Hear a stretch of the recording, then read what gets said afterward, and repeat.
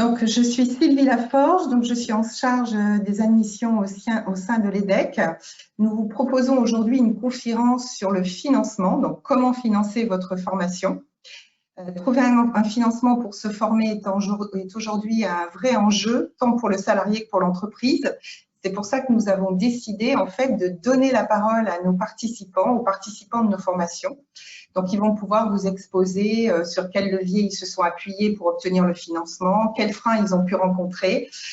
Voilà, en fait, c'est tout cette thématique-là qui va être mis en avant lors de cette conférence. Comme vous êtes nombreux à être connectés, n'hésitez pas à poser vos questions sur le chat. Je vais d'ores et déjà vous présenter, en fait, demander à nos alumni de se présenter. Donc, Sébastien, je te laisse la parole. Oui, bonjour à tous. Sébastien Lecas, je suis directeur Learning, Talent et Compétences chez Castorama. Et je suis actuellement le parcours dirigeant, l'AMP, au sein de l'EDEC. Merci Sébastien. Benoît. Bonjour à tous, je suis Benoît Boulan, j'ai suivi le CSM en 2016 et je travaille chez BMW Group au sein de l'entité banque qui est BMW Finance. Merci Benoît. Nathalie. Bonjour à tous, moi je suis Nathalie Deguine, en situation de transition professionnelle et j'ai rejoint le programme Parcours Dirigeant AMP en janvier 2020. Merci Nathalie. Sabine. Bonjour à tous, je suis Sabine Debroc, j'ai suivi le CSM il y a maintenant 3 ans et aujourd'hui je suis responsable des études de prix du développement commercial chez Bouygues Energy. Merci Sabine. Donc, Sébastien va vous présenter le cadre réglementaire du financement, donc un panorama global du financement pour que vous puissiez, parce que c'est assez complexe, donc vous puissiez comprendre effectivement quels sont un peu les méandres de ce financement. Donc, Sébastien, je te laisse intervenir. Oui, merci beaucoup. En fait, le financement de la formation professionnelle, je vais surtout vous parler du côté entreprise, puisque aujourd'hui, au sein d'une entreprise, il y a un certain nombre d'obligations concernant la formation professionnelle, et notamment le versement chaque année d'une contribution unique à la formation professionnelle, qui est une sorte de taxe en fait, et qui oblige les entreprises à développer un certain plan d'accompagnement des collaborateurs. Sur ce plan d'accompagnement, le plan de développement des compétences, il est construit avec 2 sources d'identification. Le premier, ce sont les orientations générales de la formation qui découlent clairement de la stratégie de l'entreprise. Imaginons pour une entreprise de retail mettre en place des métiers de vente projet pour accompagner les projets des clients, ce qui est par exemple notre cas. Et puis, vous avez une autre source de construction qui sont les besoins individuels des collaborateurs, qui sont exprimés lors des rituels managériaux, les entretiens, par exemple, professionnels ou les entretiens d'activité des collaborateurs sur lesquels, avec le manager ou pas d'ailleurs, les besoins peuvent être exprimés. Lorsque on a construit le plan de développement des compétences, c'est-à-dire qu'on décide sur un budget de financement de la formation, nous décidons que l'entreprise va payer un certain nombre de formations. Évidemment, ce qu'elle décide dans sa stratégie, ça paraît évident.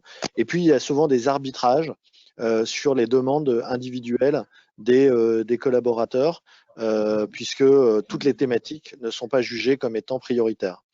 C'est là où justement les financements annexes doivent rentrer en compte. C'est-à-dire que si par exemple je demande à faire une formation de prise de parole en public, qu'elle n'est pas jugée prioritaire par l'entreprise, donc elle ne sera pas payée en tout cas en totalité par l'entreprise, je peux aujourd'hui utiliser avec l'entreprise par exemple des moyens de cofinancement.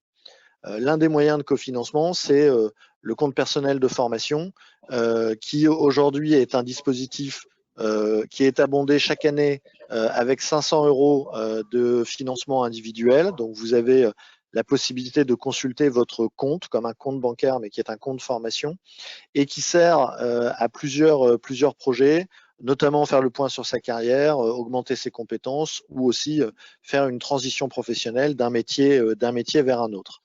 Ce qui est important, c'est que depuis le début de l'année 2021, il était possible uniquement d'utiliser son compte personnel de formation, c'est-à-dire de manière autonome. On ne pouvait pas demander un cofinancement. Depuis maintenant quelques semaines, c'est possible pour l'entreprise de dire « Ok, nous n'acceptons pas de payer la formation en totalité, mais nous acceptons de cofinancer cette formation à hauteur d'un tiers, de 2 tiers. Et donc, l'abondement de l'entreprise peut se faire directement sur le compte formation du collaborateur. Je m'explique. Une formation qui coûte 3 000 € de prise de parole en public, si le collaborateur a 1 500 € de disponible sur son compte formation, eh bien l'entreprise peut dire nous mettons 1 000 € et donc il y aura un reste à charge pour le collaborateur, par exemple, de 500 €. Donc il faut savoir que l'entreprise n'est pas la seule à pouvoir abonder le CPF, le compte personnel de formation. Il y a des abondements possibles au niveau des branches professionnelles, mais aussi au niveau des régions.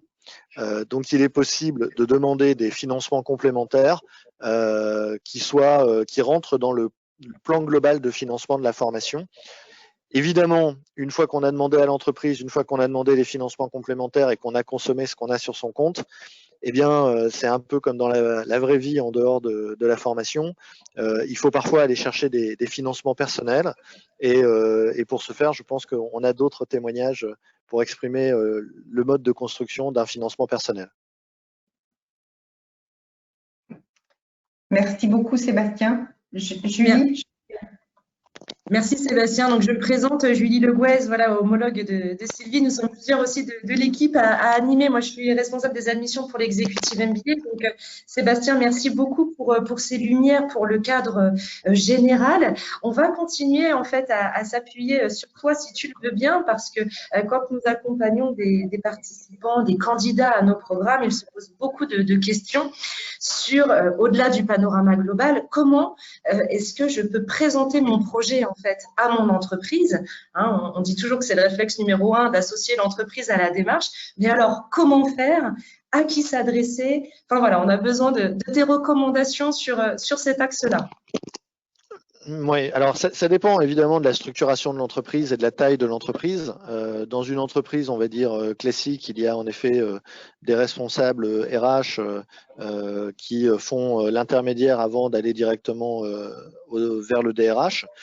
Néanmoins, en effet, la file RH et les métiers des ressources humaines sont les bons interlocuteurs. Donc, votre référent RH le plus proche sera l'interlocuteur privilégié pour consulter cette approche. Il est évidemment intéressant d'arriver avec un dossier un petit peu ficelé, le contenu, le programme, le calendrier, ce que l'EDEC fait d'ailleurs très bien en proposant un contenu, un programme détaillé et un calendrier prévisionnel. Alors, on est bien placé cette année pour savoir qu'il n'est que prévisionnel, mais en tout cas, ça permet déjà aux responsables RH de se positionner sur la pertinence et l'adéquation entre les attendus professionnels et la nécessaire présence du collaborateur et sa possibilité d'absence pour cette formation. Alors, quelle approche, quel argumentaire avoir face à cet interlocuteur? Donc, j'en ai parlé au niveau du dossier, en tout cas, venir avec le plus d'éléments possible. Je pense évidemment que ça doit être lié dans un plan de carrière et dans une évolution professionnelle. C'est-à-dire que très clairement, quelqu'un qui va demander une formation qui est une formation de management alors qu'il n'est par exemple pas du tout manager et qu'il a une expertise opérationnelle ou technique, ça doit évidemment se prévoir dans un plan de souhait d'évolution et qui dit souhait d'évolution dit évidemment validation de la part de l'entreprise sur la pertinence de ce projet. En tout cas, si on demande des financements à l'entreprise va évidemment se poser la question de savoir quel est le ROI de l'investissement qu'elle va effectuer. Donc je pense qu'il faut à la fois avoir un dossier ficelé et puis à la fois un projet humain qui est assez clair personnellement, et puis si possible qui a été partagé avec sa hiérarchie, et là pas forcément uniquement avec la file RH. Quel financement? On en a parlé en partie. Quels peuvent être les freins pour obtenir le financement par l'entreprise? Le premier frein, c'est d'arriver en disant la formation démarre dans 15 jours. Il faut évidemment anticiper le besoin. Je vous l'ai dit, quand on construit un plan de formation, il faut savoir qu'un plan de formation, un plan de développement des compétences se construit souvent entre septembre et octobre pour présentation habituellement avant le 31 décembre aux instances représentatives du personnel. Ce qui veut dire que c'est le bon moment, dans ces moments-là, pour exprimer le souhait de participer à une formation. Si vous arrivez lorsque les budgets sont éteints ou lorsque la construction a été faite et qu'on n'a pas pris en compte votre besoin, il est évident que le financement va être plus compliqué. Néanmoins, je vous invite, et j'en termine par là, je vous invite évidemment à connaître les dispositifs dont nous avons parlé, notamment le dispositif de compte personnel de formation qui peut être, écoute, je comprends que les financements ne sont pas forcément atteignables, mais je suis prêt à contribuer moi-même. J'ai tel montant et je suis allé me renseigner sur mon compte personnel auparavant de disponible, ce qui fait qu'un bout de chemin est fait par vous, ça facilite souvent l'accord final. Et puis évidemment, comme on en a parlé, il y a des cofinancements avec les branches professionnelles, avec Pôle emploi aussi selon certaines situations, mais quand on est salarié, c'est autre chose, mais avec notamment les régions. Et là aussi, vous pouvez avoir la pertinence de dire j'ai étudié le dossier, je l'ai préparé, et je peux te dire que le bout de chemin que je te demande, c'est celui-là parce que toutes les autres voies ont déjà été explorées. Donc, je vous invite en clair et en un mot à préparer votre dossier. Merci Sébastien. Je vais me permettre, encore une fois, Sylvie l'a mentionné, lorsque vous avez des questions, n'hésitez pas sur le chat, mais je vais me permettre peut-être de te solliciter. On a un petit peu de temps pour reprendre les questions que nous rencontrons fréquemment et puis j'espère que les candidats se retrouveront en ça. Donc, en résumé, bien préparer son plan, peut-être montrer une stratégie gagnante-gagnante.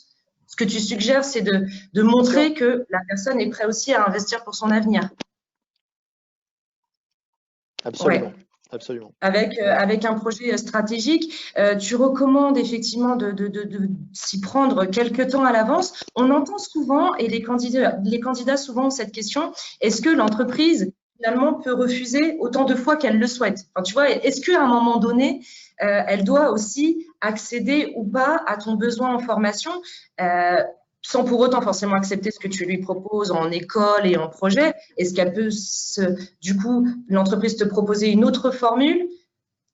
Est-ce que tu peux nous éclairer sur ce point? Alors, il faut savoir que l'entreprise n'est pas tenue, n'est pas obligée de répondre à un besoin individuel de formation. L'entreprise a des obligations légales en termes de formation, notamment sur des formations obligatoires qui garantissent la sécurité, mais sur tout ce qu'on appelait l'employabilité auparavant, nous sommes beaucoup moins tenus qu'avant, et notamment les besoins individuels de formation. On peut exprimer pendant 10 ans un besoin dans un entretien professionnel et ne pas avoir de réponse favorable à ce besoin. Il y a certains dispositifs, alors qu'on appelait le fonds GESIF avant, qu'on appelle maintenant le CPF de transition professionnelle, sur lequel là il y a des règles très précises de je présente un dossier, mais là on se parle d'une suspension de contrat. Donc on se parle vraiment de je mets mon contrat entre parenthèses pour partir pendant plusieurs mois. Les CPF de transition professionnelle, aujourd'hui c'est un dossier qui va être un peu long à expliquer là, mais en effet là il peut y avoir une notion de je présente 2 ou 3 fois le dossier et au bout d'un moment l'entreprise doit l'accepter, en tout cas doit accepter l'absence. C'est-à-dire que ce qui pose problème dans une demande de formation, pour être très clair, c'est à la fois l'adéquation de la formation avec le projet de carrière et l'intérêt pour l'entreprise, mais évidemment aussi l'adéquation entre le calendrier prévisionnel de la formation et l'absence que va générer le collaborateur. Si j'ai encore 1 ou 2 minutes, je peux juste vous partager, par exemple, moi… Voilà, je vais juste vous partager, moi, mon expérience. Moi, j'ai fait un MBA entre 2014 et 2016 avec une école concurrente qui s'appelle l'ESCA. Et puis, j'ai eu le souhait de faire le parcours dirigeant de l'EDEC. J'ai beau faire partie d'un comité de direction. Je suis allé voir mon DRH France de Brico Dépôt et de Castorama en lui disant, voilà, en alignement avec la stratégie que nous avons sur leader de soi-même, leader des autres, leader du business, j'ai trouvé une école qui s'appelle l'EDEC qui fait le même programme. J'ai envie de me renforcer parce que je comprends que vous voulez me donner des responsabilités et par conséquent, le financement a été bâti de manière à ce que l'entreprise n'a pas de coût à assumer. Par contre, il va falloir assumer mon absence pendant les jours de formation. Je propose de prendre en charge 1/4 de ces absences et j'ai donné par exemple mes RTT en disant voilà, je vais poser mes RTT sur 1/4 de ces absences. Le reste des absences, j'ai besoin de ton aval et de ta validation sur la possibilité. Ça a été très simple parce que l'adéquation du sujet avec mon métier était nette. La volonté de me faire progresser, et d'ailleurs j'ai progressé cette année, j'ai pris un nouveau poste le 1er juillet parce que les choses étaient très claires. Donc j'ai commencé ma formation le 18 décembre et j'ai évolué cette année. Et sur le plan de financement, tout était limpide. Je lui ai demandé de m'autoriser une 30aine de jours d'absence pour pouvoir effectuer cette formation. Je pense que quand vous arrivez avec une démarche comme celle-là, le dossier en tout cas a plus de facilité à passer que si vous dites voilà, je trouve que la formation peut-être elle peut être sympa, mais je sais pas, je suis pas allé voir le programme. Qu'est-ce que tu en penses? Voilà, je fais un peu caricature, hein, mais… Non, mais c'est intéressant et on a besoin surtout de vécu. Puis c'est intéressant parce qu'il y a ton vécu en fait de DRH et puis il y a ton vécu de participant, de candidat à différents programmes. Et ça, je pense que ça va intéresser nos internautes. Donc oui, c'est bien préparer son plan, être dans une stratégie vraiment win-win et puis montrer aussi l'effort prêt à consentir. C'est vrai que, et je parle sous ton contrôle, imaginez aujourd'hui que l'entreprise prendrait en charge et les frais de formation et l'absentéisme. Ça n'existe plus tellement. Tu confirmes cette tendance. Oui, parce que les coûts sont quand même assez importants. Et puis, je vous invite à valider un point qui est important, qui sont les coûts annexes, parce qu'on se parle de coûts pédagogiques, c'est-à-dire les coûts dans les cours, mais dans les parcours que l'EDEC a le plaisir de proposer, il y a évidemment aussi parfois des coûts annexes, des coûts de voyage, de séminaire, de déplacement. Et il faut vraiment préparer son dossier en prenant tout en compte. Parce que moi, par exemple, je suis lillois, les cours sont à Paris. J'ai donc forcément une notion qui est de dire, si la pédagogie est payée par mon financement, bah, le train, l'hôtel parfois, les déplacements, il faut aussi clairement préparer le sujet parce que lorsque le DRH met le point là-dessus, il ne s'agit pas de lui dire « Ah oui, ah bah ça, je n'avais pas vu, donc bah oui, il y a 3 000 ou 4 000 euros aussi qu'il faudrait que tu payes. » Et là, pour le coup, ça montre une impréparation et la réponse est souvent défavorable. Et là aussi, Sébastien, merci de cette précision. Ça me fait penser, du coup, en fait, aujourd'hui, en résumé, tu donnais le panorama tout à l'heure. On peut envisager un petit peu le CPF, donc dans des hauteurs quand même moins importantes que par le passé. Vous, côté RH, vous continuez en fait à contacter les OPCO, peut-être pour demander des abondements ou des dotations. On entend sans doute ça. Mais si je résume et si je comprends ce que tu dis, aujourd'hui, finalement, la formation, elle est financée en direct et quasi uniquement par l'entreprise et ce qu'elle veut bien donner à travers son plan. Donc, d'où l'intérêt de bien préparer, en fait, sa négo, du coup, puisque aujourd'hui, vous, côté entreprise, vous n'avez plus tellement d'aide extérieure comme par le passé avec les OPCO. Est-ce que tu peux revenir un peu sur ça? Tu as totalement raison. C'est-à-dire que le panorama de la formation a évolué très fortement durant ces 2 dernières années. La volonté du gouvernement, c'est de responsabiliser à juste titre les entreprises sur leur rôle et leur politique emploi. Donc, il est évident que toutes les mannes financières qui ont pu exister, les financements un peu, je reprends l'expression de François Hollande, mais le maquis de la formation professionnelle, tout ça s'est éclairci. Le gouvernement a créé pour les demandeurs d'emploi, pour les personnes qui sont éloignées de l'emploi, un plan d'investissement des compétences qui est de 5 milliards d'euros. Et pour bâtir ce plan de formation des compétences nationales, il est allé chercher tous les financements annexes. Et donc, oui, la responsabilité aujourd'hui des entreprises est forte. L'avantage que nous avons, c'est que le gouvernement, dans cette situation de crise sanitaire que nous connaissons, a joué le jeu. Les entreprises se sentent donc aussi, à juste titre parfois, en tout cas, prendre leur part, voire être redevables. Moi, je fais partie d'une entreprise, c'est notoirement connu, Castorama a eu un plan garanti par l'État, un plan de financement de 600 millions d'euros. Je peux vous dire que je vais prendre toute ma part pour accompagner la politique emploi du gouvernement. Et donc, en tant que tel, en effet, il y a des publics prioritaires, il y a aussi des process d'inclusion dans les entreprises avec des souhaits sur des groupes minoritaires qui parfois ont du mal à accéder à la formation. On peut se parler évidemment du handicap, mais on peut aussi se parler évidemment du public féminin qui parfois a des arrêts dans la carrière par rapport à le fait de devenir maman ou autre. Et donc, nous avons aussi tout un pan d'inclusion auprès de la formation et des publics pour lesquels nous sommes particulièrement attachés à faire progresser les compétences. Mais oui, le rôle de l'entreprise est majeur et c'est l'entreprise qui va être votre premier et plus important interlocuteur, je pense. Super. Ouais. Merci Sébastien de confirmer ce point et d'où l'importance de ce fait de ce que tu disais, de bien préparer, de montrer le côté gagnant-gagnant et puis d'expliquer aussi voilà, le rythme, l'intérêt du programme, le ROI, etc. Et peut-être pour conclure sur la partie entreprise, est-ce que tu penses que, bon, bah, évidemment, il faut en parler à son N+1, mais est-ce que ça peut parfois avoir plus de poids aussi pour dans la négo, le fait d'associer en fait sa direction, tu vois, sur le projet? Là, c'est au-delà du plan de financement, c'est sur le projet humain que vous portez et qui est le vôtre. On ne décide pas soi-même, on ne s'octroie pas soi-même une carrière. Elle est forcément bâtie avec la personne qui vous manage. Et par conséquent, si vous arrivez avec un projet qui fait volte-face complet avec ce que vous avez dit dans les entretiens professionnels précédents, ou si vous sortez d'un entretien qui dit où vous n'avez exprimé aucun besoin, mais que tout d'un coup, vous arrivez avec quelque chose qui n'a pas été tracé et compris par votre direction, il est évident que ça va être très compliqué. Donc ça demande de l'anticipation, ça demande de la clarté, ça demande évidemment un temps d'échange qui est important parce que votre manager va être consulté. Le DRH, vous savez, il ne sait pas si dans telle entité, dans telle business unit, le calendrier de la formation va être en adéquation avec la business unit. Et donc, il va forcément, à un moment, appeler votre manager pour vous demander si l'autorisation d'absence peut être octroyée ou pas, parce que lui trouve peut-être la formation intéressante avec le projet professionnel. Donc, il faut évidemment allier les managers et votre hiérarchique dans la démarche. Super. Bon, merci beaucoup Sébastien. Ça nous donne une lumière sur la façon de procéder et puis la stratégie la plus efficace à déployer. On a bien compris du coup voilà l'intérêt et le poids de l'entreprise, mais aussi l'importance de se préparer à aller très certainement sur une part d'autofinancement, que ce soit au tiers, à la moitié ou à 100%. Et de ce fait, je vous propose de laisser la parole à Benoît. Alors Benoît, c'est aussi intéressant parce que il a, lui, bénéficié du financement entreprise, donc il peut nous éclairer sur ce point côté participant qui s'est appuyé sur le sponsor de son entreprise. Et puis, nous aurons également deux personnes, Sabine et Nathalie, qui, elles, ont financé leur programme en dehors de l'entreprise. Donc, on va pouvoir poursuivre en ce sens. Benoît, si tu veux nous expliquer un petit peu, toi, ta démarche et comment ça s'est passé pour toi? Très bien, bonjour à tous.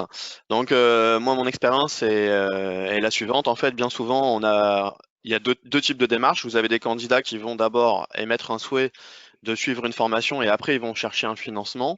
Mon cas est un petit peu différent puisque moi, à la suite des entretiens d'évaluation 2 années consécutives, j'ai demandé, j'ai en tous les cas émis le souhait d'évoluer vers le poste que j'occupe actuellement. Et les remontées ont été auprès de mes DRH étaient de dire le groupe dans lequel nous sommes, on a une fonction et en face il faut un diplôme. Et moi j'avais pas donc j'avais pas de diplôme RNCP niveau 1 comme le propose le CSM. Donc mon DRH m'a proposé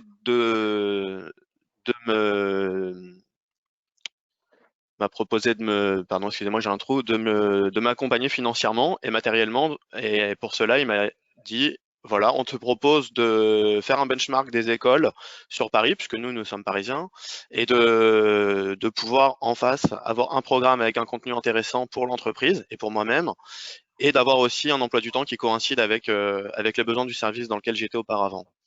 Donc après plusieurs rendez-vous et entretiens auprès des écoles, on a retenu les DEC puisque tous les points étaient en phase et l'entreprise donc a pris en charge une partie conséquente de la formation et moi-même l'autre partie. Donc moi j'ai pas hésité un instant puisque pour moi j'ai considéré que c'était une opportunité de suivre le CSM et surtout c'était pour moi dans le plan d'action une étape qui était indispensable pour pouvoir réaliser mon projet professionnel. Voilà, donc le CSM, j'avais pas encore terminé le CSM, qu'un poste que je convoitais s'est libéré, et donc le groupe m'a accompagné, j'ai eu le poste en question. Ça fait maintenant 3 ans, et puis et ensuite j'ai eu le diplôme, donc tout s'est bien déroulé. Un alignement parfait. Parfait, et si je peux aussi donc ajouter une remarque, au final, la somme que j'ai payé personnellement pour suivre le CSM n'est pas conséquente quand on regarde le coût des formations initiales. Donc c'est vraiment intéressant et pour moi le retour sur investissement était probant. Très bien. Voilà. Merci pour ton témoignage, Benoît, parce que ça vient complètement aussi illustrer ce que disait Sébastien à l'instant, la préparation, l'alignement entre le programme, les objectifs du cursus et puis l'agenda, l'organisation du temps. Toi, tu t'y étais pris longtemps à l'avance. C'est parfois une question que l'on a pour, si tu veux, chercher ton école, présenter ton projet et obtenir la validation de ton entreprise. Bah écoutez, moi donc je me souviens parfaitement, j'ai eu un entretien avec mon DRH à ce sujet, c'est lui donc qui est venu vers moi en novembre 2015. Et puis je dirais que premier trimestre 2016, j'ai fait le tour des écoles sur Paris, donc j'avais vu, on va pas les citer, mais j'en avais vu 3 autres, et on a commencé en septembre, donc c'est 10 mois à l'avance. 10 mois à l'avance, ouais.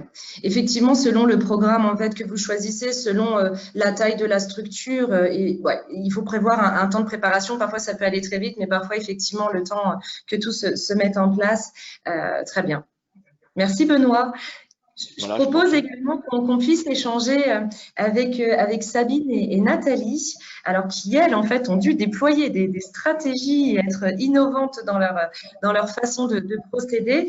Parce que Sabine, si tu veux nous rejoindre, je propose qu'on commence par toi, mais Nathalie peut aussi interagir. Je crois que tu as dû faire cavalier seule malgré la préparation, malgré l'entreprise, tu as dû financer toute seule, si ma mémoire est bonne.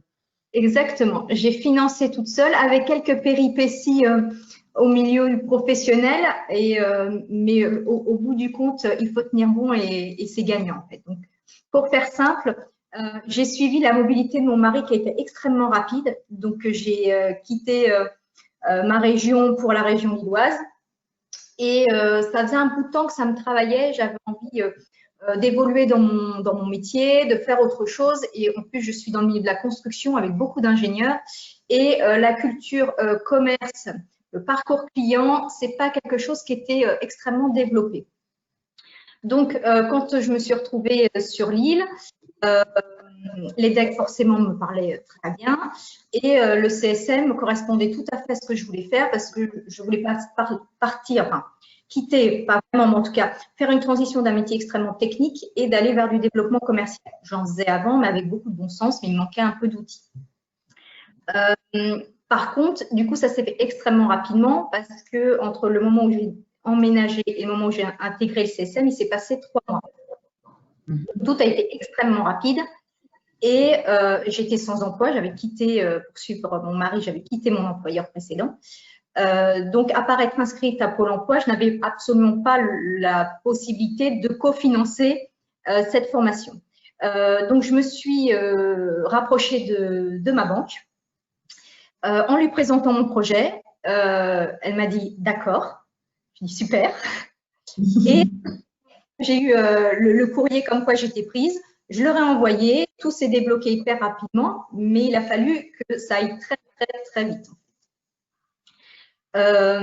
Après, ce qui était intéressant, c'est que j'étais sans emploi et qu'il a fallu après que j'aille me vendre sur le marché de l'emploi avec cette formation que je suivais. Donc, je n'étais pas disponible à 100%. Donc, j'ai fait 9 mois dans une entreprise qui m'a au départ très bien accueillie. Donc, il y a eu, comme on le disait tout à l'heure, c'est une discussion, une négociation avec l'entreprise. Je suis arrivée avec mon projet, donc déjà, j'étais plutôt différenciante par rapport à d'autres profils. J'avais une stratégie qui était plutôt claire. J'avais une réflexion sur mon métier, sur son évolution. Ça intéressait l'entreprise. Je finançais en propre la formation, donc c'était plutôt intéressant pour eux. Et sur ce poste, ce précédent poste, en fait, j'étais à 80% pour pouvoir aller au CSM le vendredi. Et les semaines où on avait 2 jours, voire des fois 3 jours, eh bien, j'utilisais mes RTT pour ça. Donc, ça a été le deal dès le début. Ça a relativement bien fonctionné au début, ça a un petit peu glissé vers la fin. Je me suis passée là-bas, il y avait eu un petit problème d'adéquation au siège. Tout le monde était super content. Et quand je suis plutôt allée sur une entité plutôt locale, là, avec mon supérieur hiérarchique, on a eu une petite dissonance sur l'intérêt du CSM pour lui. Donc, j'ai quitté ce poste. J'ai dit, bon, bah, c'est très bien. Je pars dans 1 mois, je suis partie, c'est terminé.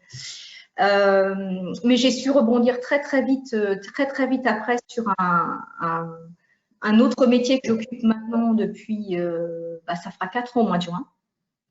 Et là, pareil, bon, j'avais eu mon diplôme, j'ai intégré mon entreprise le même mois où j'ai eu mon diplôme. Donc, effectivement, j'étais libre à 100%, mais j'ai été différenciante à l'entretien. Il y avait une vraie projection sur mon métier, ça les a intéressés. Pareil, dans une entreprise essentiellement très axée ingénierie. Et pour la petite histoire, j'avais été contactée par LinkedIn pour faire du développement commercial, parce que forcément, c'est un peu le mouton à 5 pattes qu'on ne trouve pas dans les grandes entreprises de construction. Et on m'a rappelé 10 jours après, à la suite de l'entretien, pour me proposer un poste supérieur. Très bien. Voilà, un poste supérieur avec plus de management, avec un périmètre plus grand. Et dans l'année qui a suivi, j'ai intégré le CODIR. Excellent. Pour la belle histoire. Voilà. Donc, très bien. Malgré les péripéties, j'ai tenu bon jusqu'au bout parce que de toute façon, c'est ce que je voulais faire. Donc, ça ne me posait aucun problème. Et puis, pour être transparent avec tout le monde, en fait, la formation, donc, je l'ai cofinancée en propre. J'ai pris un crédit sur 7 ans. Ça m'a coûté 180 € par mois. Donc, voilà.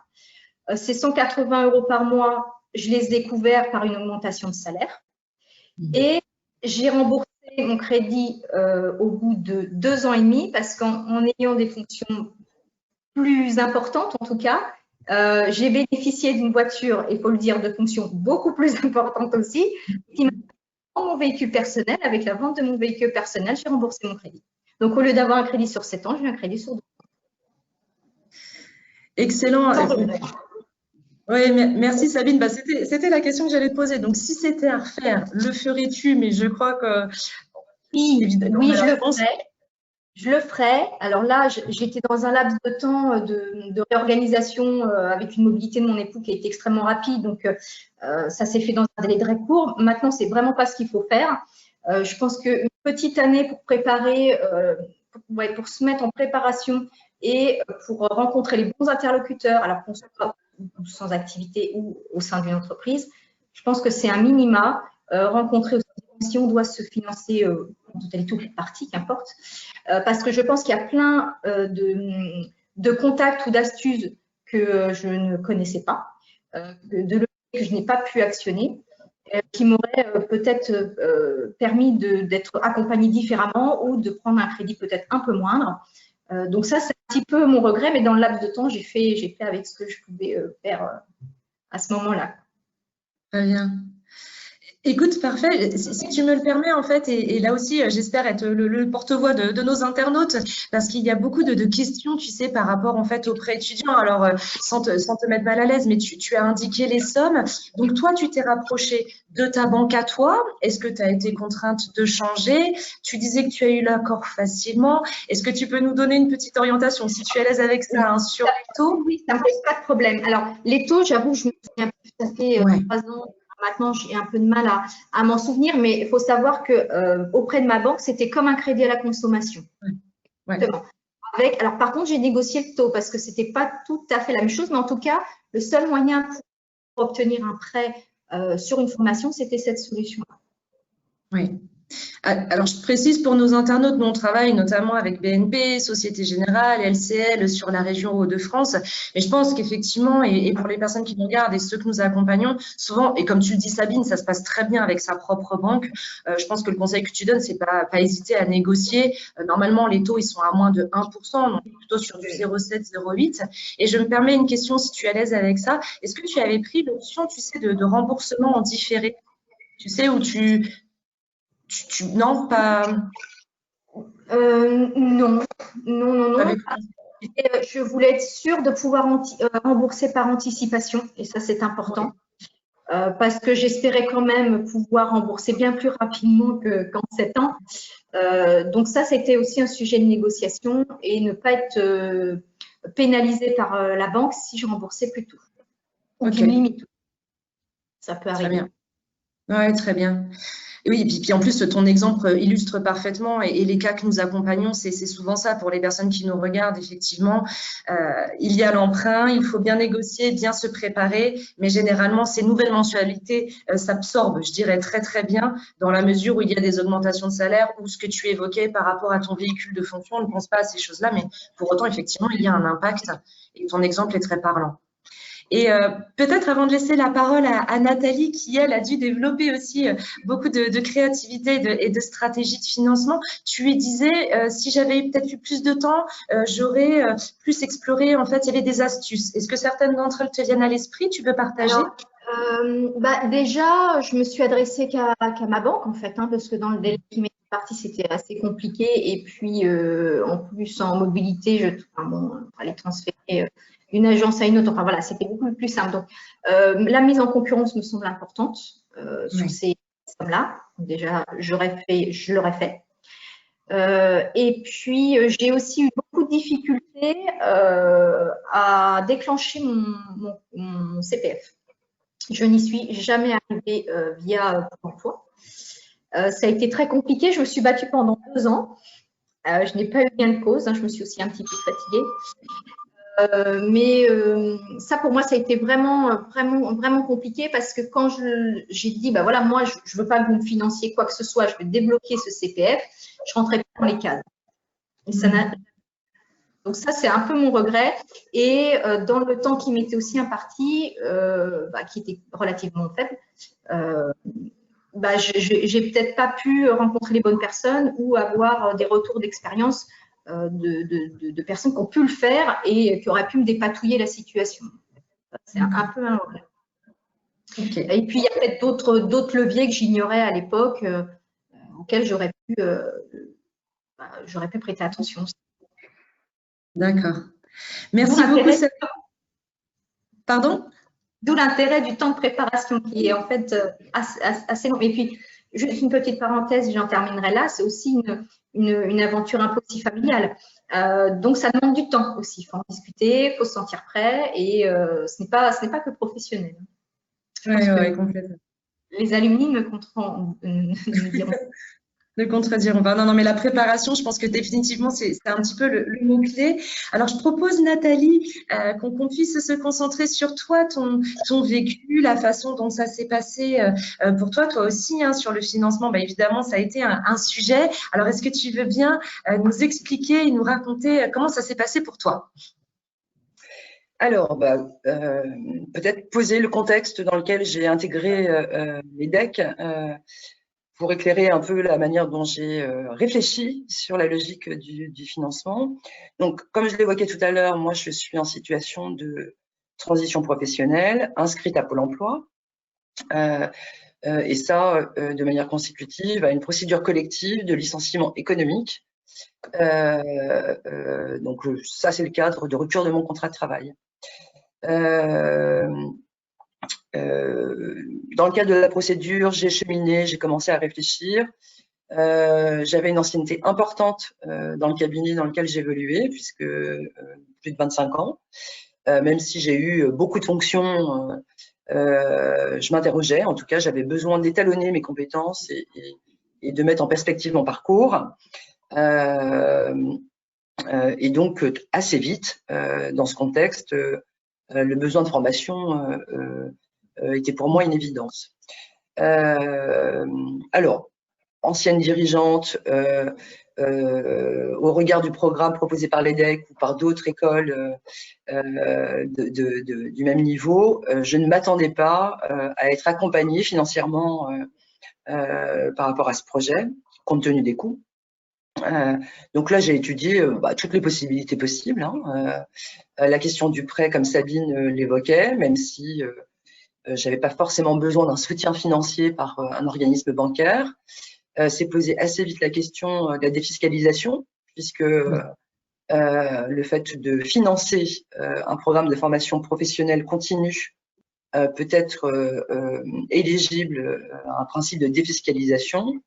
Il suffit pour ça de changer de régime fiscal, de passer aux frais réels. Et en fait, c'est un moyen ça nécessite d'avoir un apport financier mais qu'on retrouve après coup. Donc ça, c'était plutôt une option possible pour moi et c'était celle que je privilégiais. Et puis naturellement, l'utilisation de mon CPF, puisque j'avais un budget qui n'avait pas été consommé et qui pouvait être mis à profit. Et pourquoi pas Pôle emploi, puisque j'étais nouvellement inscrite à Pôle emploi. Dans mon contexte de rupture de contrat, c'est un peu technique, et je ne suis pas une spécialiste de la réglementation, mais issue d'une entreprise de moins de 1000 salariés, licenciée pour motif économique, mon inscription Pôle emploi s'est fait dans un contexte, un cadre un peu spécifique, qui est le contrat de sécurisation professionnelle, qui est en fait un dispositif d'accompagnement particulier dans des contextes de licenciement pour motif économique, mais qui correspond à une inscription classique au même titre que l'allocation de recherche d'emploi. Là, c'est un programme qui est un peu particulier en termes d'accompagnement et qui dure 12 mois. J'ai naturellement enclenché une démarche d'accompagnement avec un conseiller Pôle emploi et j'ai abordé cette hypothèse et ce projet de formation. Pour faire référence à ce qu'évoquait Sabine, le cadre réglementaire tel que je l'appréhende aujourd'hui est assez rigide et effectivement, il faut pouvoir rentrer dans les cases.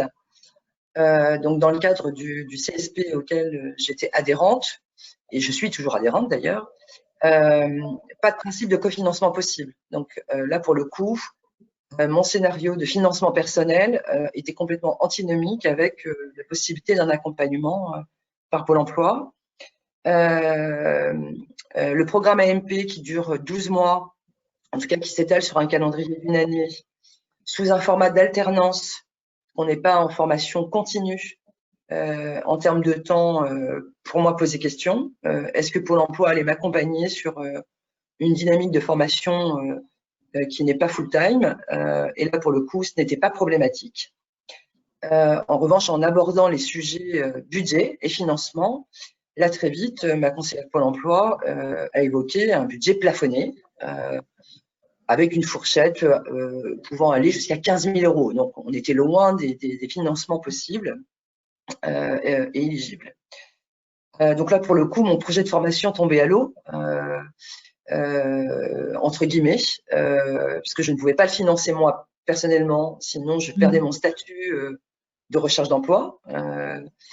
Pôle emploi n'acceptait pas la mobilisation de mon CPF, puisque le CPF n'est pas compatible avec un financement de formation dans leur programme réglementaire. Et donc, j'ai étudié cette problématique avec mon conseiller, naturellement.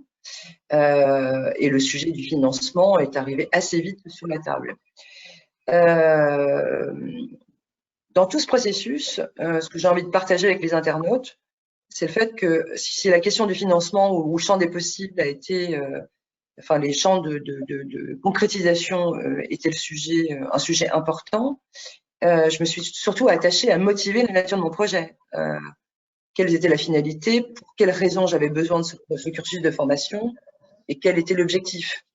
Et ça a toujours été le pendant des discussions avec le conseiller qui m'accompagne aujourd'hui encore, où là, effectivement, étant issu à 52 ans, parce que j'ai 52 ans, doté d'un parcours assez long dans la même entreprise, ce besoin personnel de pouvoir étalonner, comparer, évaluer mes propres compétences, les compléter, a été en fait l'argumentaire que j'ai partagé avec elle. Et en fait, elle y a adhéré. Donc, elle s'est faite l'avocat de mon projet et m'a sollicité pour que je puisse fonder ce projet sur une base d'argumentaire motivé en décortiquant les apports pédagogiques pour servir quel objectif et quelle cible professionnelle à terme. Donc, j'ai construit mon argumentaire, j'ai défendu mon projet de formation et elle a décidé de le porter auprès de sa direction pour appréhender et résoudre cette question de financement. Peut-être j'ai eu beaucoup de chance, mais mon projet a été financé à 100% par Pôle emploi. Donc, je n'ai pas eu à mobiliser mon CPF, je ne pouvais pas le faire. Je n'ai pas eu à chercher cofinancement personnel et je n'ai pas eu à régler ce sujet de défiscalisation puisque Pôle emploi a pris en charge 100% de mes coûts pédagogiques. Alors, on est au-delà des plafonds réglementaires tels qu'ils m'avaient été présentés. J'ai évidemment interrogé Pôle emploi et ma conseillère en prévision de ce webinaire pour comprendre quel mécanisme avait fonctionné dans mon cas précis. Et pour le coup, elle a été très naturelle en disant c'est vous et c'est votre argumentaire qui était pertinent, qui était argumenté. Vous m'avez d'abord convaincu et votre projet me semblait défendable auprès de ma direction. Et donc, j'ai tenté le coup en présentant votre projet dans son entièreté.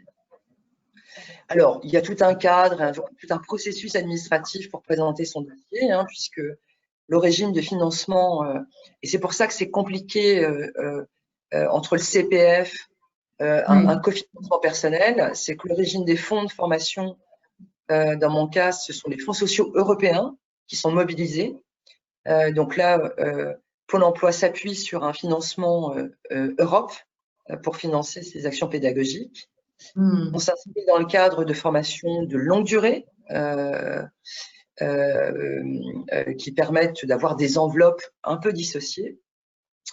Il est nécessaire de présenter 3 devis. J'avais de toute façon moi engagé un benchmark auprès d'autres écoles présentant des programmes équivalents à celui de l'AMP. Donc là, avec des processus de sélection, des programmes détaillés, les coûts prévisionnels et les calendriers associés. Et avec un prérequis, c'est que chaque école soit référencée et identifiée auprès de Pôle emploi par le Pôle emploi. Organisme habilité. Et c'est un processus qui s'est mis en place. Alors, pardon Nathalie, du coup, merci pour tous ces détails et c'est vraiment extrêmement intéressant parce que la preuve que la détermination et la préparation, finalement, si on devait résumer un petit peu l'intervention de chacun, je suis navrée de devoir te couper un petit peu, mais on avait promis aussi à nos internautes de prendre les questions et je vois qu'il nous reste, allez, un quart d'heure, 20 minutes si on dépasse un tout petit peu le temps imparti. Donc, je propose de laisser le mot de la fin, enfin le mot de la fin, pas tout à fait, mais à Hélène, qui elle est responsable du recrutement pour en fait le cycle supérieur du management et qui a veillé au chat et à vos questions pour que vous ayez cet espace-là et pour qu'on puisse conclure sur ces aspects. Merci Nathalie. Bonjour à tous. Alors oui, vous êtes nombreux à poser des questions. Je pense que merci Julie et merci à vous 4. Je pense qu'on a vraiment abordé les différents points qui concernent le financement. Alors quelques questions un peu techniques. Sébastien, une question concernant la slide explicative, la première slide avec les modes de financement possibles. Voilà, on me demande si on peut partager ces informations. Donc, ces informations, vous les retrouverez très facilement sur l'application Mon compte formation. Voilà, où vous allez avoir à nouveau le résumé tel que la slide effectivement présentée par Sébastien. Alors, autre question un peu technique, Sébastien, tu parlais d'abondement au niveau de branches professionnelles et régions. Alors là, j'ai de nombreuses questions qui concernent cet abondement et de cofinancement entreprise. Est-ce que une liste existe de ces différentes branches professionnelles aux régions et a-t-on une idée des montants qui peuvent être alloués en fonction, on va dire, des formations choisies et du coup de la formation choisie et en fonction des programmes? Alors, ouais, en lien avec le premier point, simplement dire que oui, les documents, en fait, c'est pas que je veux pas les partager, c'est juste que c'est des documents internes à Castorama. C'est moi qui les ai bâtis. Bon, il y a les 80% du document sont des documents que vous trouvez sur mon compte d'activité.gouv sur le site, enfin sur mon compte d'activité.fr, qui est le site de gestion de mon compte formation. Donc, en tout cas, voilà. La deuxième chose, c'est vous l'avez compris, je m'appelle Sébastien Leca et le CAT. Vous pouvez aussi me contacter sur LinkedIn ou autre. N'hésitez pas. Alors, je pense que je vais peut-être faire avoir mal à la tête ce soir en termes de questions, mais c'est pas grave. En tout cas, je ferai en sorte de répondre parce que je considère, vous l'aurez compris, que c'est de la co-construction. Alors, sur le point évoqué, Alors, au niveau de la liste des branches, la liste des branches professionnelles, elle est trouvable assez facilement sur Internet. À partir du moment où vous avez votre domaine d'activité, vous avez une convention collective. Cette convention collective, en fait, vous rattache à une branche professionnelle. Pour moi, c'est la Fédération des magasins de bricolage, comme mes collègues de Leroy Merlin ou de Monsieur Bricolage, Castorama, Brico Dépôt et autres, et Brico Marché, nous sommes là. Donc, cette branche professionnelle, elle est bon, ça va être un peu technique, mais elle est divisée en 2 commissions. Il y a une commission paritaire où la patronale et la syndicale échangent sur justement les fonds qu'ils allouent. Et puis une section aussi paritaire professionnelle où là, notre opérateur de compétences qui est l'Opcommerce pour les branches du commerce vient nous présenter la tenue des fonds et des budgets. Donc, au niveau des aides, il n'y a pas une sorte de systémie, c'est 3 000 € pour telle formation. Chaque branche va décider d'allouer une aide, une allocation ou un financement pour le bilan de compétences, pour la VAE. Donc, ça se fait au sein des branches. Donc, je vous invite en effet à vous rapporter à votre branche professionnelle qui pourra vous renseigner là-dessus. Et si vous êtes en entreprise, à vous, une fois de plus, à solliciter votre RH pour demander quel est le tableau de financement par rapport au dispositif et quels sont les dispositifs choisis et financés par votre branche. D'accord, donc ça, merci. Ça, ce sont des informations, là, les questions continuent, que l'entreprise ou le responsable de formation est obligé de transmettre à ses collaborateurs.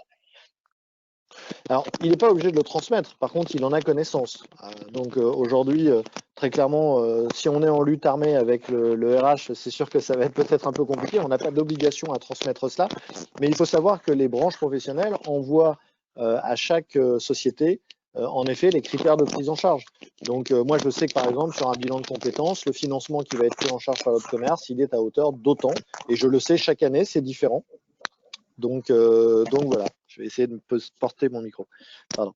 Donc voilà, donc les critères sont différents chaque année puisqu'ils sont décidés par rapport au budget alloué. Alors, et en termes d'autres questions, justement, en termes de timing, si on prend un exemple effectivement de rentrée ou de projection de formation pour début 2021, est-ce qu'il est encore temps, voilà, de faire sa demande auprès du service RH? Est-ce qu'il y a un délai imparti côté RH, peut-être de ton côté et côté entreprise pour apporter sa réponse aux collaborateurs? Moi j'ai bien aimé l'expérience de Benoît tout à l'heure qui nous expliquait en effet que ça avait pris 9 mois de tête. Je pense que voilà, on se réveille pas 15 jours avant en se disant tiens le truc démarre, surtout si on doit bâtir un cofinancement. Donc est-ce que pour 2021 il est encore temps? Je pense que oui, il nous reste un quadrimestre. Je pense en tout cas que c'est le bon moment pour commencer les discussions et puis une fois de plus, si ça passe pas forcément pour la promo 2021, pourquoi ne pas se dire quand on est en entreprise la promo suivante? L'EDEC accompagne aussi en disant le calendrier d'inscription. Il y a de la souplesse de la part de l'école. Je pense que les entreprises sont assez agiles aussi pour mettre cela en place. Maintenant, c'est vrai que le monde de la formation professionnelle, pour faire court, bouge constamment. Moi, j'ai reçu hier, par exemple, le site internet sur lequel je dois m'inscrire, qui est très clairement la plateforme de déclaration sociale Net Entreprise sur laquelle je dois m'inscrire pour pouvoir abonder les projets de mes collaborateurs. Ça bouge tout le temps. Donc, je dirais que quand on a la chance d'avoir une entreprise qui suit le sujet formation de près, le délai peut être raccourci. Quand il y a des strates et un intérêt peut-être un peu plus faible, le délai peut être assez long. Malheureusement, je ne peux pas dire au sein de vos entreprises respectives. D'accord, merci beaucoup. Alors, d'autres questions. Sabine, peut-être pour toi, on me demande si tu as demandé des aides aussi à Pôle emploi compte tenu de la situation de suivi, entre guillemets, de ton mari. Est-ce que tu avais testé cette piste-là ou est-ce que tu es parti directement voilà, sur un investissement finalement personnel et un investissement sur toi? Non, non. En fait, comme je l'ai dit, le délai était assez court. Donc, les échanges que j'ai pu avoir ma conseillère à l'époque, elle a été assez claire dessus que Pôle emploi ne participera pas à la formation d'une formation. C'était vraiment pour moi quelque chose qui était important à titre individuel, mais j'avais déjà un bac+5. Donc, j'ai eu beaucoup plus de mal à la convaincre qu'a pu le faire Nathalie, bravo, parce que quel parcours. Par contre, sur le même si j'ai pas eu de gain de cause, elle a quand même essayé de faire avancer les choses. On a eu beaucoup d'échanges par mail,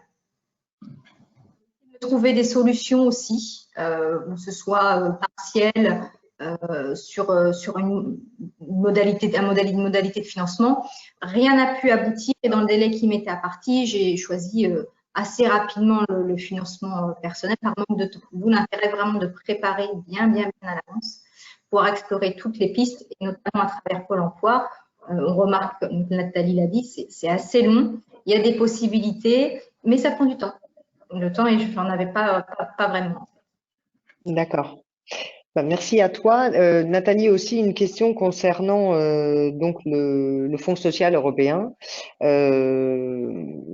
Doit-on avoir un profil particulier pour pouvoir en bénéficier ou est-ce que toute personne, voilà, dans le cas dans lequel tu te trouvais, peut en bénéficier et faire appel à ce fonds?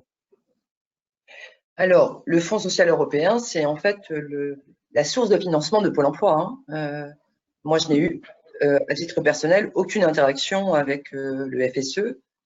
C'est en fait un budgétaire utilisé par Pôle emploi. D'accord. D'accord. Alors, pas d'autres questions, parce que je pense que au fil de l'eau, toutes les questions que vous avez posées ont été abordées et bien développées par nos participants. Sylvie, je vais te redonner la main pour conclure sur tout cet aspect financement. Je pense que voilà. Très bien. Très bien. Merci à tous d'avoir participé à ce webinaire. J'espère que nous avons pu répondre au maximum à vos questions. De toute façon, nous restons à votre disposition, donc n'hésitez pas à nous contacter. Moi, vous avez mon profil LinkedIn, donc je peux aussi vous répondre par LinkedIn. Il n'y a aucun souci. Voilà. Hélène, si tu as un mot à rajouter, ou Julie? Non, je pense qu'on se tient, enfin voilà, toutes les trois à votre disposition. On vous accompagne sur les financements individuellement. On étudie, voilà, les dossiers pour des organismes tels que effectivement Transition Pro sur des documents et la construction de vos projets. Comme tu disais, Julie, je pense que le projet se travaille bien en amont et nos quatre voilà intervenants vous l'ont bien expliqué. Donc, on est vraiment là dans l'accompagnement. L'idée, c'est vraiment de se dire le financement ne doit pas être un frein. On a vraiment des financements mixtes avec différentes solutions qui peuvent être étudiées. Et c'est vrai qu'on le voit sur les participants et les dossiers. L'idée, c'est de ne pas vous bloquer sur le financement, mais vraiment de vous accompagner sur le projet. Je pense que le projet se mène en parallèle du financement. Et généralement, pour le financement, on a suffisamment aujourd'hui de solutions qui s'offrent à nous pour voir avec vous et finalement étudier la meilleure, celle qui passera tant au niveau de votre entreprise par rapport à votre projet, voilà, tant au niveau, pourquoi pas, d'un emprunt, tant au niveau du CPF, bon, qui est devenu beaucoup plus facile d'utilisation, là, Sabine, donc il n'y a pas de, voilà, c'est une démarche personnelle maintenant et les clics se font plus rapidement, les montants sont déclenchés, ça fonctionne plutôt bien, donc voilà, je vous remercie tous. Écoute, Julie, je te laisse le mot de la fin. Merci, oui, merci à tous. Et puis, moi, je trouve, enfin, je sais pas, là, c'est un petit peu dommage, on peut pas interagir avec vous tous, mais je trouve que c'était plutôt encourageant. C'est vrai que ça semble complexe, mais finalement, on y arrive. Nathalie, Sabine, Benoît et Sébastien, je pense, ont bien montré ça. C'était pas toujours gagné, et puis finalement, ça s'est bien passé. Donc, oui, tu as complètement raison, Hélène, et toi aussi, Sylvie. Ne vous bloquez pas pour le financement, et en plus, on est là, voilà, vraiment pour vous aider du début à la fin. Donc, on trouvera les solutions ensemble. Et puis voilà, j'espère qu'on a pu au moins vous éclairer aujourd'hui avec quelques exemples et quelques informations sur le cadre réglementaire. Voilà. Un grand merci à tous encore une fois. Merci, à bientôt.